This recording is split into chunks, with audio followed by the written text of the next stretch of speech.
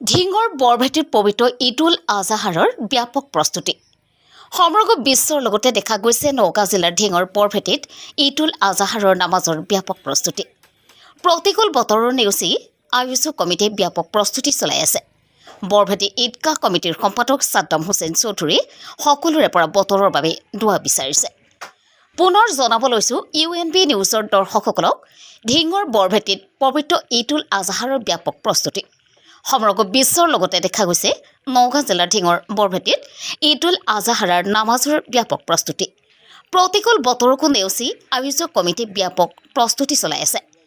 বৰভেটি ঈদগাহ কমিটিৰ সম্পাদক ছাদ্দাম হুছেইন চৌধুৰীয়ে সকলোৰে পৰা বতৰৰ বাবে দুৱা বিচাৰিছে। News desk report UNB news.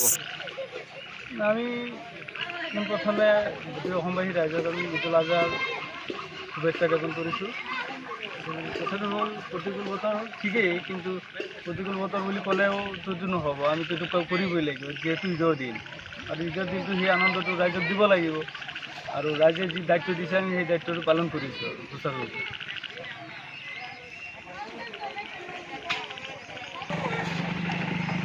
আৰু এতিয়া সকলোৱে দোৱা কৰিব যাতে কালিৰ দিনটো যাতে ভালেই থাকে, দিনটো যাতে ফৰকাল থাকে, ৰ'দ থাকে অলপ, কাৰণ এতিয়া বৰষুণ দি আছে গোটেই দিনটো, অলপ বোকা চোকা হৈ গৈছে। যদি ৰ'দটো হয় তেতিয়া মানে গোটেই ফিল্ডটো শুকাই যাব, গতিকে আমি নামাজটো আৰামছে পঢ়িব পাৰিম।